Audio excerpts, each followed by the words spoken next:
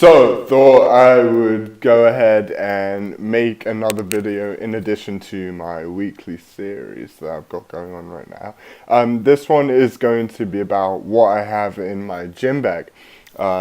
Kind of a different video than what I would normally make, and I tried to do some more stuff with the production side of it. So give me some feedback and let me know if it looks terrible or if you liked it. But yeah, let's go ahead and get started. So as you can see in this clip, this is the gym bag I'm using at the moment. It's just an Adidas bag, and I keep my belt on the outside. The only reason I'm using this specific bag is because I actually spilled pre-workout in my other gym bag, but I tend to prefer this one actually a little bit. I've just started using it again this week, and I really like it so far. Yeah, it's a great bag, has two side pockets for drinks. So this next one is my belt. This is the SPD Apparel belt. I have a full review of this on my Instagram, but I really like this belt. Heavy duty, really great quality, and I like the red and black color. I've been using this belt for a couple months now, but I really like it so far once you get past the initial bruising. But the support is kind of uncomparable to any other belt that I've used, and really good quality, and obviously the ability to adjust the lever action and the kind of how tight it is really helpful compared to a lot of other brands, so definitely worth considering if you're in the market for a new belt. So the next item is the SPD Apparel Knee Sleeves. I've been using these for about 3 years now. Obviously really great quality, and pretty much everyone that competes in powerlifting and most feds uses them. IPF approved, which is a major bonus. Really good quality, and they've lasted 3 years without basically deteriorating at all. I mean, some of the lettering has started to come off, but they're really good. Extremely supportive knee sleeve. I wear mediums, even though I'm in the 105s. Figure that one out for yourselves. I have small calves. But really good, apart from the fact that they will probably smell like feet after about the first month. So the next item is these Sazo Elite Series elbow sleeves. I just basically found these on eBay. They were about 15 bucks. I really like them. They're pretty good quality, and obviously they weren't very expensive. I just wanted to pick them up because I was having some elbow tendonitis problems, and these have, for the most part, really helped. These are an XL. I think they fit really comfortable. They're easy to get on, and they don't make me too sweaty, which is a major pro. But yeah, these are great if you low bar squat a lot, or if you have some elbow tendonitis issues from benching. They can really help with both of those issues, and definitely worth using in your training. So a couple of more miscellaneous items here. The first one we have is Icy Hot. I like Icy Hot just because it helps with inflammation issues, which I used to get a lot with my back. And it's an easy solution if you're having some pain or soreness during your training sessions. Next one is Kinesiology tape. I don't know if this is just a placebo, but it seems to help me, especially when I put it on pretty tight. You know, obviously compression is going to help any type of injury you might have. And then measuring tape, great way to see if your plates or bench are, you know, a spec height. The next one, I've got 2 different brushes to clean my barbell / the floor, really helpful. Towel to help keep me not sweaty. Screwdrivers to mess with my belt if I need to. A little phone holder, I guess, for a tripod. That is really useful if your camera runs out of battery, which mine tends to. Some pens there, really useful for writing on my tracking sheet for my training. Especially if you do like RPE based training and you don't put it in on your phone, you obviously are going to need pens. And then the last one is paracetamol. So any type of non-steroidal painkiller is going to be really useful if you do a lot of powerlifting training, because obviously there's going to be times when you're in a little bit of pain, and it's nice to, you know, be able to resolve that in a short period of time and not have to worry about it too much, so you can kind of get through those harder training sessions, or especially at meets. And finally, it's going to be talcum powder. If you don't use talcum powder and you deadlift a lot, this is really going to change the game for you, especially at meets and, you know, with your heavy singles. I don't use these every set, but if I'm pulling with comp grip and I'm doing, you know, anything less than a set of 3 and it's like 90% odd, these are really going to help you out, especially if you're a thick boy like me. So these two are chalk and smelling salts. The chalk I just got from some random company on Amazon, but it was pretty cheap, so I'm not too bothered about that. They also sent me a sticker, so I put that on the box. And it works pretty well for me. I used to use liquid chalk a lot. I just find that I prefer regular chalk. I think it is just a bit better. It doesn't last quite as long, but I think it gives you more grip, which is obviously what the reason you're using chalk is for. And you can re-up as much as you want, during a meet or during your training. So I don't know that liquid chalk has that much value, in my opinion. And the second item is going to be the Strength Shop smelling salts. These are about, I want to say about $8, but not too bad. I keep them in this little container because they leak horribly. The first bottle they sent me leaked all over my gym bag, made my whole gym bag smell like ammonia, which if you know what ammonia smells like, it smells like piss, and also made my car smell like it. So I started keeping it in this container so that that smell was contained, and also hopefully the strength of that ammonia was contained a little bit better. I don't know that that's worked that well. I haven't used it in a few months, so we will find out the next time I go to use it. These are my tripods. I use 2 tripods because most of the time I use 2 different cameras. One is just a regular digital camera that allows me to look at, I kind of film my top sets and then I can look back and watch them. I don't use that one to produce like content because the quality usually isn't quite as good. It only films in about 720p and the footage usually comes out a little bit grainy. So I actually prefer my GoPro for recording my sets, if I'm doing anything for YouTube or Instagram. And for that I use this little GorillaPod knockoff that I got from Amazon. It's pretty good. It's about $5, and you can just use it to hang your stuff everywhere. It's been pretty stable so far, so I'm definitely happy with that.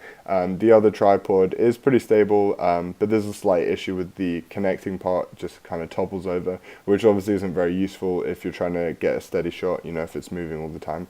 The whole point of a tripod is to create stability, so it's kind of a bit of an annoying issue to have.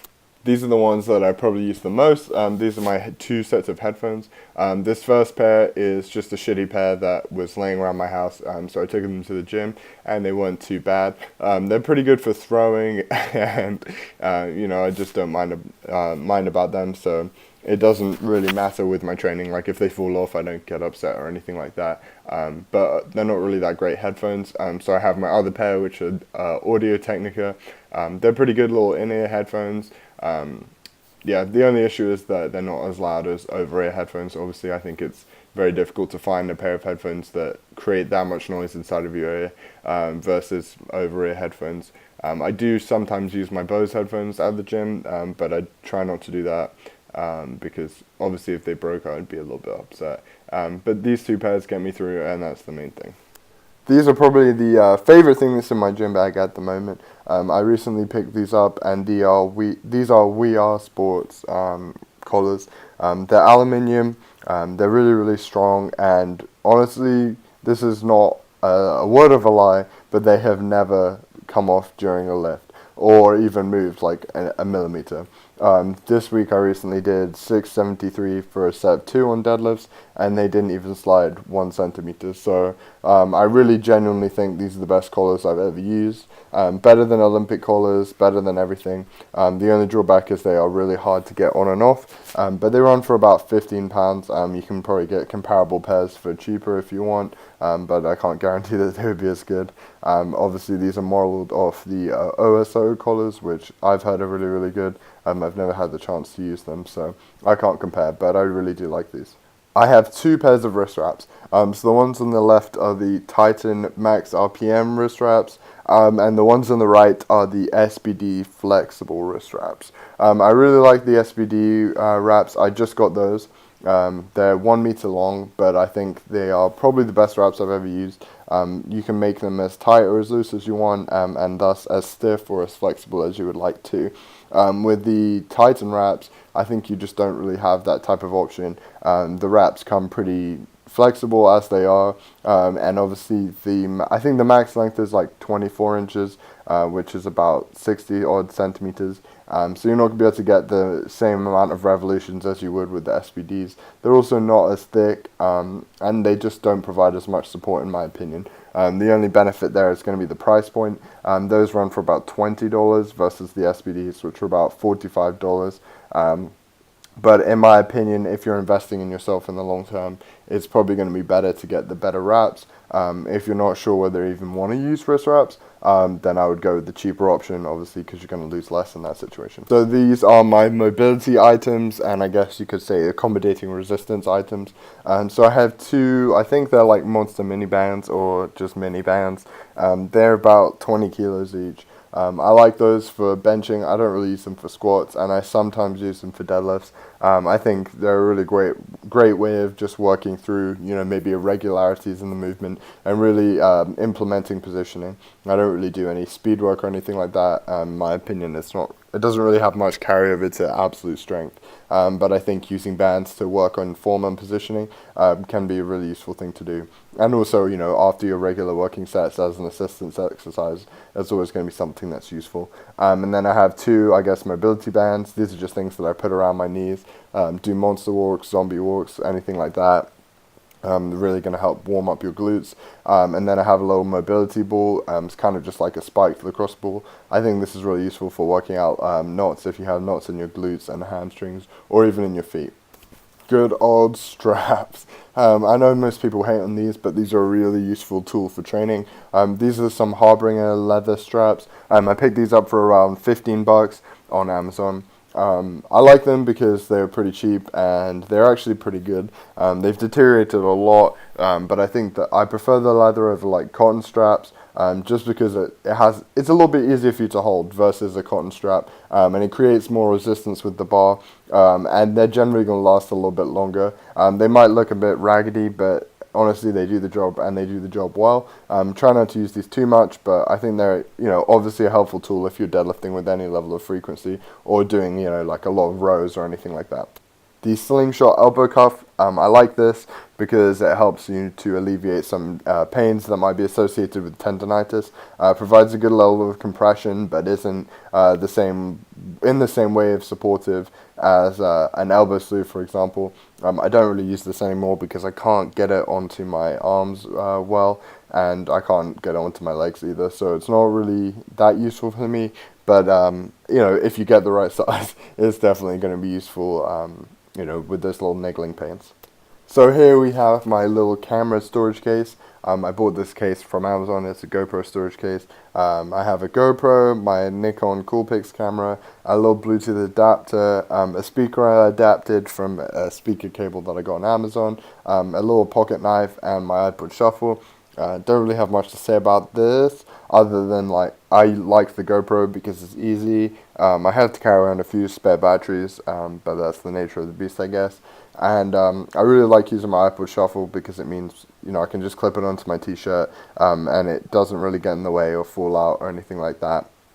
If you have a prong belt, then you can listen to music on your phone, no problem, because you can just tuck it in there. But it's a bit more difficult if you have a lever belt or you're a thick boy and you can't put your phone in your pocket.